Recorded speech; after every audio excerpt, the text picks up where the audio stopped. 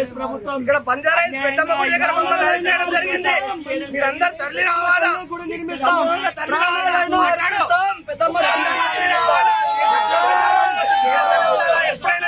ధర్మం కోసం ముందుకు రావాలా. వేలాదిగా లక్షలాదిగా తల్లి రండి. బంజారా హిల్స్ మొత్తం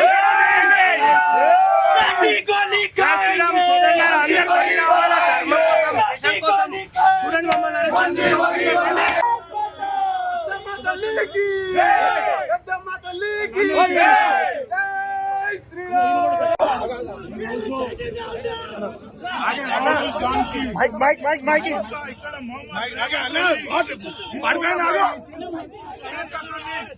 వదిలిపెట్టను. పెద్దమ్మ గుడి స్థాపించేంత వరకు హిందూ ఆయనలు ఎవ్వరు కూడా, హిందూ బంధువులు అందరికీ కూడా ఒక్కడే హెచ్చరిస్తున్నా.